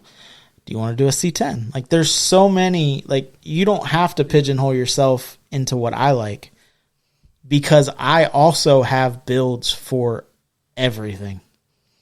If she come to me and when I want to build a C10, I have that car in my head. Mm-hmm. I want to do this. Okay, yeah, let's do it. She don't like square bodies though, so we'd have to do a round body square C10. But well, you're more into the 60s, 70s, aren't you? Yeah, she likes she likes the 60 to 66 as her favorite. But then so it would have to be a 63 to 66 because that was when Chevrolet figured out the front end situation. Okay. Before that, it was messed up. They shouldn't have done it. That's why task force trucks are so hard to mess with. Anybody that does that, like, immediately you're like, oh, okay, S10 chassis, because you get control arms. Mm-hmm. Makes it easier. Independent. That's why the 54, like, everybody goes Mustang 2 because you get control arms out of the deal. Makes it easier to do everything. Well, that's the Fairlane. Everybody that modifies it, they do with the Mustang 2 front end. It changes the geometry. It gives you better angles. I mean, it's all around a better system. The Mustang 2 was, in my eyes, one of the ugliest Mustangs they ever made. Oh, of course. But they sure as hell got the front end right on that car. I mean, it was a great system. Well, I mean, Mustang in general is a race car from factory. I mean, it's a factory 3-link, semi 4-link car from factory. I mean, it's a built race car. That's why Fairmont's took off, because it's a 4-door grocery getter Mustang. Yeah. That's why, you can modify one of them, make a sleeper out of it, pick your kids up from school, go get ice cream and do burnouts. I mean, they're different. They're weird. But now everybody's doing them, so now they're... I was going to say, there's a guy, we have a somewhat local drag strip out here in Morocco, Indiana. And it's a 1/4-mile track, and they have... I was walking around one day. We went there. My son loves watching it, and I got a bunch of buddies out there. So we went to go kind of just spend a day out there, and there's a guy with a Fairmont, and it's rusted out. I mean, it was rough. It looks like, Grandma put it in the garage 30 years ago, and Timmy took it out. It was rough. And it sounded okay. It wasn't anything crazy. And I asked him, I'm like, is that just your daily, or what is this? And he's like, oh no, it's going down the track. And I'm like, what do you have in there? And he's like, don't worry about it. And I'm like, no, what do you have in there? He's like, don't worry about it. And I'm like, okay. So I go down there, and he's running, if I remember right, he was running sub 10s. I mean, he was in the 10s. I think he might have touched the 9s. So I go back to him while he's working on it, and I sneak a peek in there. He's got a twin turbo LS in the thing, and it's just it's going not nuts. sloppy, is it? Denma, Sloppy Mechanics? I have no idea. I never got the guy's name. So if it's who is I he think, up in the Chicago area? I believe so. That's what I was I'm trying to think of where he's at. So he is he's the reason that cheap LSs exist. So he has a Fairmont, he has a Colorado that's LS swapped, and he also went 8 for 8. he bought an SN95 Mustang LS, twin Chinese turbos, and ran 8s for $8,000. Now, he donated like 4 or 5 junkyard motors to the build. Yeah. But As one does. He reuses head bolts, which are torque to yield, so you shouldn't reuse them, but he uses them. Yeah. He wipes the head gasket off and reuses it. Like, he does everything you're not supposed to do, but you can literally look him up. Comp Cam did a Denma package for his turbos. VS Racing, which is where he gets his Chinese turbos from, has a Denma kit, and it makes 1,000 horsepower. So you get a 4.8, and he'll tell you, like, okay, it's a 4.8 with this cam, this turbo setup, a 4L80 with a Circle D torque converter, this spec, with these gears, makes 1,000 horsepower. You can do burnouts and go have ice cream in your Fairmont or whatever. And people, when he started, gave him so much shit because he does everything wrong. Like, everything that you're not supposed to do, he does, and is stupid successful with it. I'll talk to my friend. He may have, I don't remember. It was some I don't want to say YouTube mechanic because that's almost degrading nowadays. But one of the guys that he's on YouTube and has quite a following, he has a couple cams for LSs. That might be Sloppy Garage. But he had my buddy, he has an 89 Buick wagon. This is the same guy with the F100. And he was going to put a 5.3 in it because he had a 5.3 that he had pulled out of a Tahoe that he scrapped. And he's like, I'm going with a 5.3. I just need a 5.3. I want an LS. And I want to put turbos on it. And he's like, this is what it's going to be. And he found the cam and he started reading the specs on it. And he had a couple beers in him, and which is always good when you're browsing for cams. And he scrolled a little bit farther down, and there was the ridiculous cam, I don't remember the name of it, but it was like the ridiculous cam, the one that you cannot put in a 5.3 because it needs a 6.0 to work. And he's like, oh, okay, well, I guess that gives me some more horsepower, and orders it. And he gets it in and starts reading the fine print that he didn't when he bought it. And he's like, well, I guess I'm putting a 6.0 in this car, and that's let's go find one. And that it's got some power for what it is. He was talking about putting twin turbos on it. I don't know if that's still the plan, but that's kind of sounds like what you were talking about with the kind of just the blueprint on how to get the power out of it. Yeah, he literally, like, everything, it's like a recipe. He shares cam spec. He shares literally everything that you need, and he made it simple. And also disproved the 6.0 versus 4.8 and 5.3 blocks. So you can make more power on a 4.8 than you can on a 6.0. Because 4.8s love boost. That's the thing. We're getting deep into it now because I'm not into traditional hot rods. I'm not huge on boost. I haven't looked into it, and I'm not really. Well, I told you I'm not big on air ride. Just air ride's not something I looked into. I had a CDL. I drove a truck for a couple years, and it didn't happen to me. But there's been a bunch of guys that I've seen stranded on the side of the road. So I'm just cautious to get into air ride.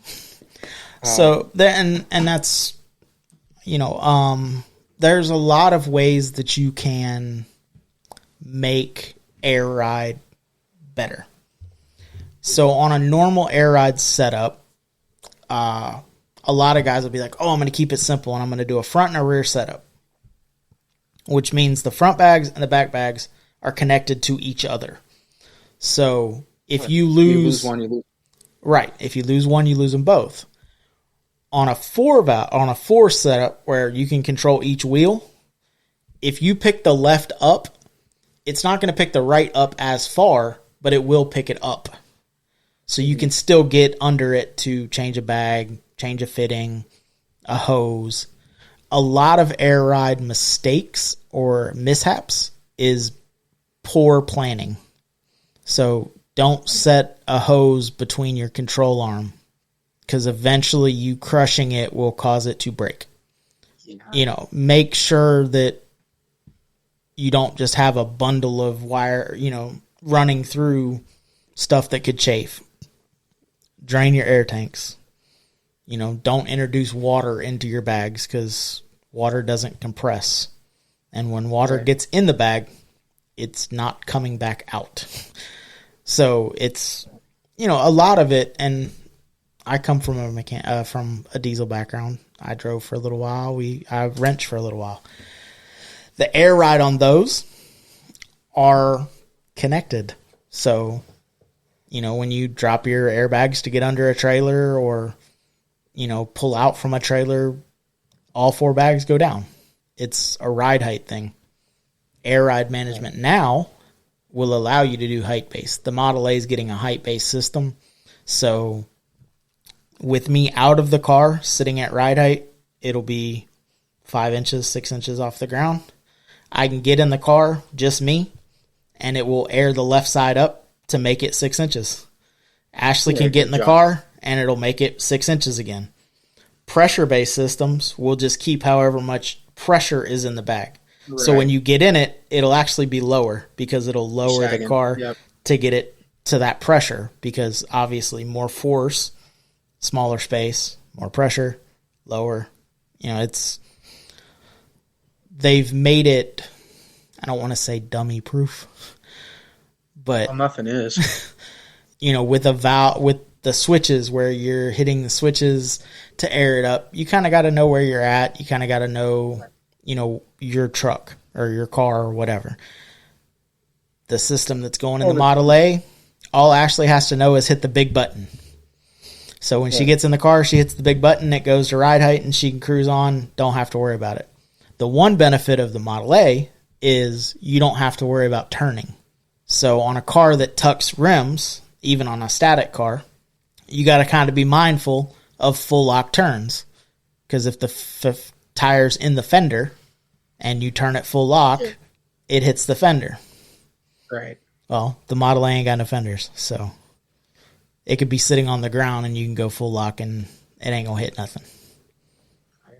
So the other thing is the airbags I'm used to are million miles on them and 20 years old, and that's their whole life. Air ride systems.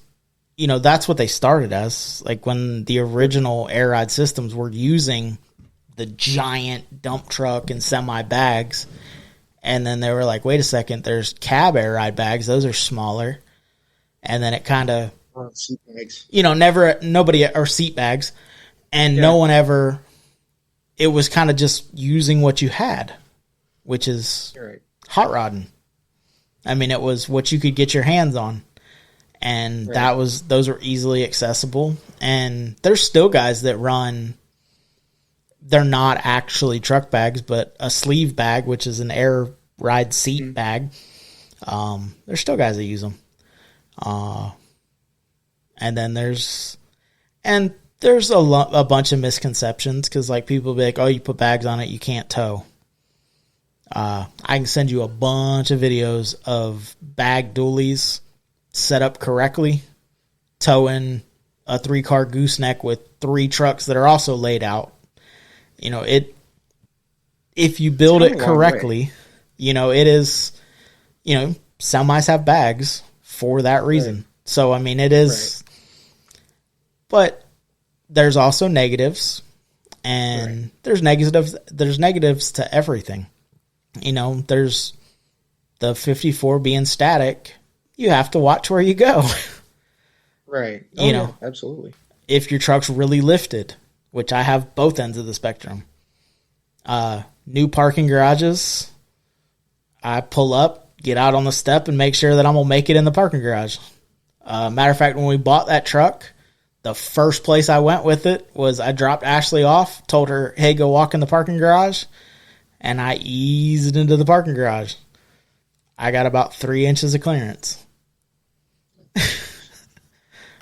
But, that's the bullshit. Every vehicle, no matter what you do to it, is going to have the bullshit. Right. So what's a show that you've never been to that you'd like to go to? Bucket list, I'd like to go out west. A lot of the California Vegas shows I'd like to go to at least once. Um, Shows within a reasonable driving distance. Detroit Autorama is one that I've never been to. I always wanted to go to. Man, you missed a We good one actually this have a year. custom. Did I? Yeah, the Man, uncertainty. Which you're not a hot rod guy or like that Right. class of hot rod, but like the uncertainty was there, and Okay. it's now getting restored. So, but that car, They found that one. God, where was that one at?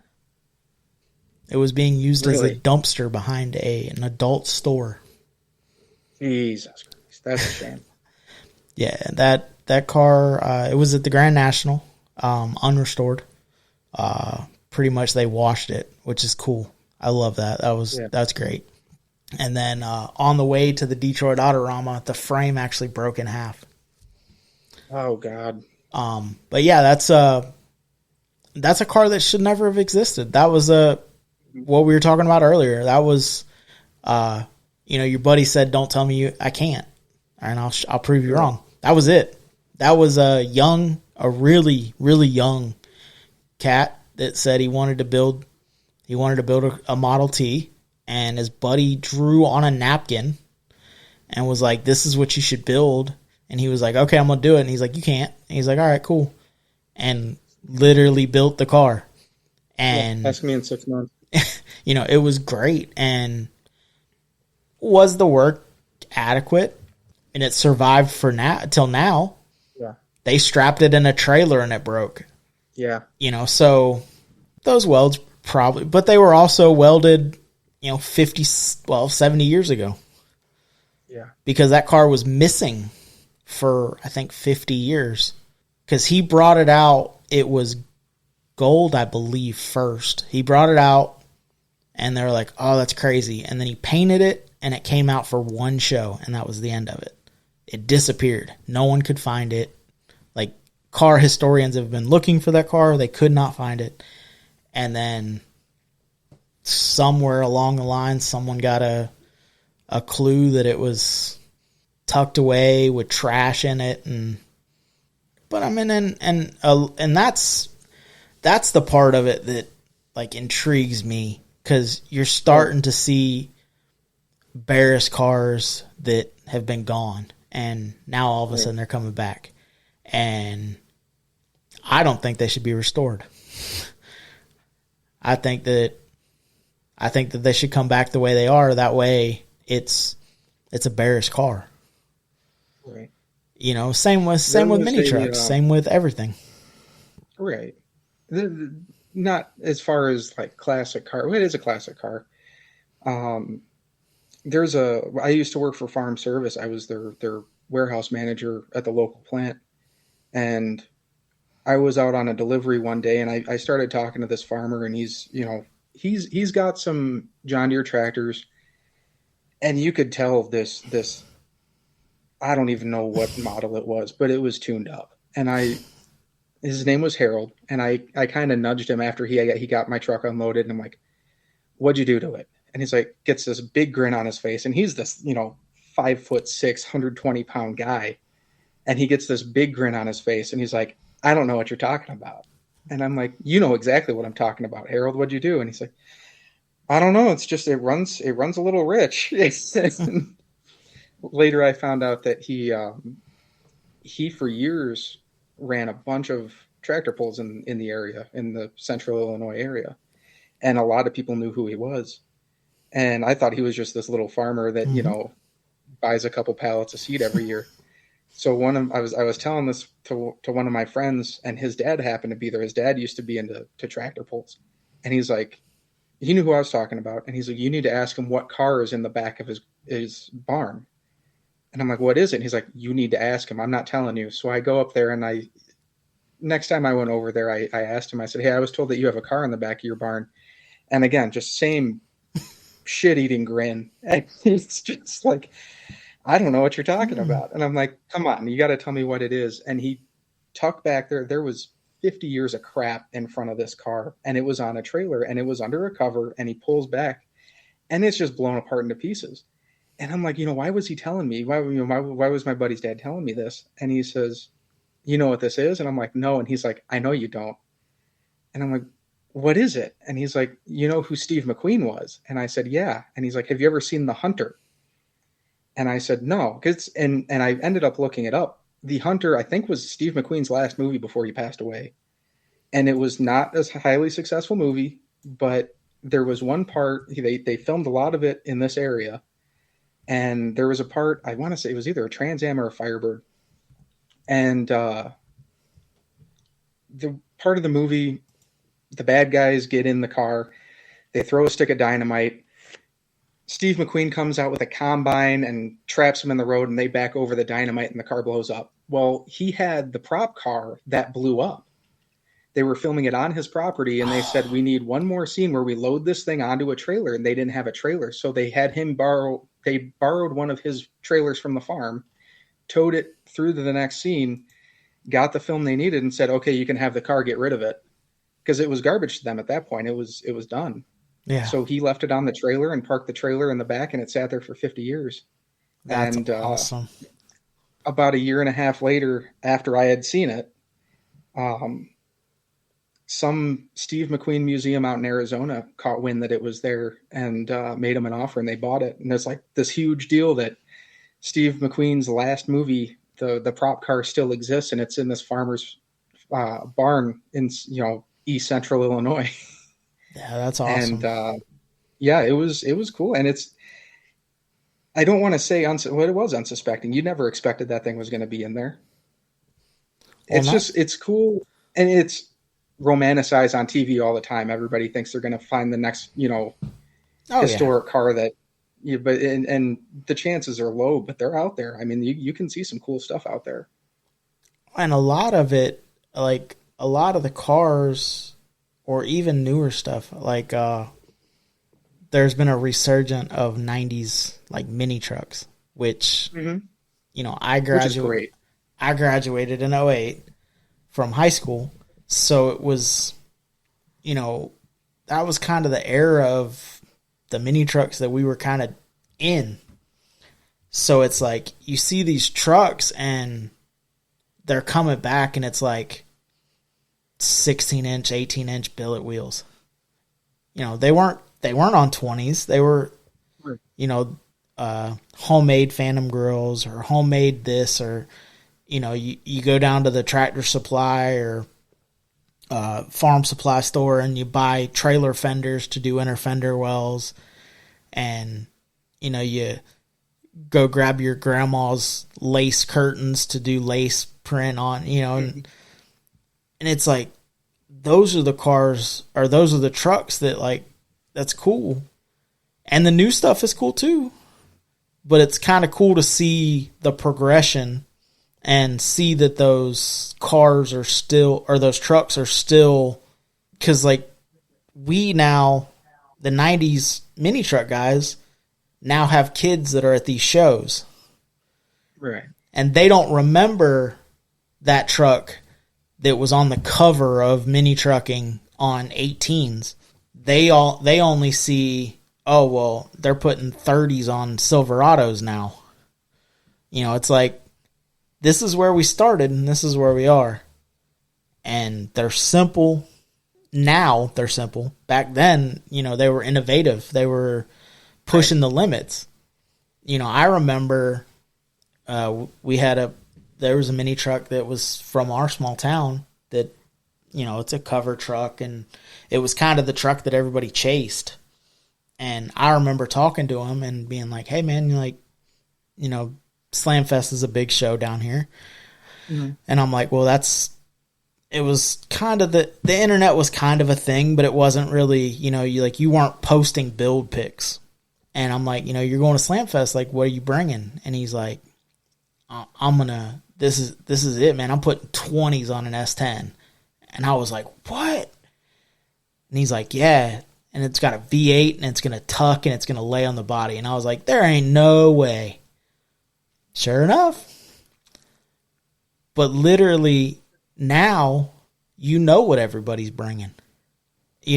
Yeah, it's all over the internet. It's all over the internet. And that was when I started the Model A, and a matter of fact, even when BP Customs, he was like, "Do you want me to post pictures?" And I was like, "No."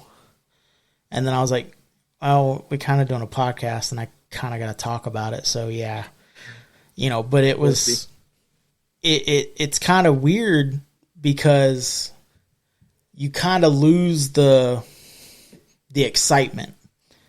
Right. When Chip Foose was bringing a car to SEMA, or,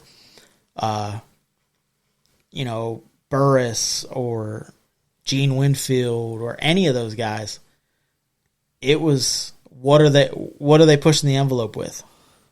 Right. And now it's like, oh yeah, I seen they're bringing an all carbon C10, and it's like, oh okay, like it's already been seen. Right. But well, man, before we get out of here, I didn't realize we were going to go this long. Me neither, but it's all good, man. Once we get talking about cars, dude, it goes quick. That's why I was trying to explain, man. Get your buddy on here, because once we start talking, it just. But so before we get out of here, man, give one piece of advice that you'd give somebody that's trying to get into this car culture. One piece. Don't fall into the bullshit. I mean, do what you want to do. Don't worry about the checklist or what everybody else on Facebook's telling you is right and wrong. I mean, believe me, if you're doing something right or wrong, maybe you have to listen to the guys that know a little bit better. But if they're telling you don't do what you want to do, don't be afraid to prove them wrong. Hell yeah. Heck yeah. Well, baby, hit us with the dates. All right, so we have the first annual car show extravaganza held by TSNL Church in Bushnell. That'll be August 10th from 3 to 8 on North Main Street. There's the third Friday Cruisin', August 16th from 5 to 8 in downtown Inverness. And, of course, our August hangout, which will be on the 18th at 11:30 at the Cove in Inverness. Then rolling into October, we have Slam Fest October 19th through the 20th at Florida State Fairgrounds in Tampa. Then the Florida Drag Strip Riot drag race and car show. There's more to that, isn't there? It's a vintage drag race. Yes, thank you. I forgot to jot that down. That's October 26th. Gates open at 7 in Orlando Speed World. And on that, there's big things coming for that. We're going to have a guest on closer. It'll probably be the end of September. So you definitely want to be paying attention if you have plans to go to that show. Heck yeah. And then moving into November, there's the 8th annual Field of Dreams car show. They're going to have arts and crafts vendors and a swap meet. That'll be on the 23rd and 24th from 9 to 4 at Florida Classic Park in Brooksville. And, of course, for our out-of-town peoples, Rockabilly Ruckus is August 9th through the 11th at Trumbull County Fairgrounds in Cortland, Ohio. And, of course, we cannot forget about our Kelly from Low Income Clothing. He is going to be vending at the Classic Truck Nationals August 31st in Leonard Park, Gainesville, Texas. So be sure to go check him out. And then he should also be making an appearance at the second annual Altered Intention Small Town Takeover. That's September 1st, downtown Saginaw Square in Saginaw, Texas. All right. That'll be it. Do you have anybody that you'd like to shout out? My wife for putting up with my shit. Hell yeah. Well, everybody that's, there's been a bunch of people that have helped me get where I am, and I still call whenever I need help. And I guess another piece of advice, get yourself a circle. I mean, get a group of guys that are willing to help you and you're willing to help them. Yep. Heck yeah. All right, guys. Well, till next time, make sure you go give BP Customs some love on the Facebook. Stop by there tonight to drop off the transmission. He's cutting me a firewall, and starting to look like a car again. Moving on up. And don't forget to check out Throttle Addict using the code word HOTROD. You get to save 15% off. And make sure you go show Low Income Clothing and Low Income Photo some love. Yes. Thank you again, guys. Till next time, get out, drive your shit. See ya.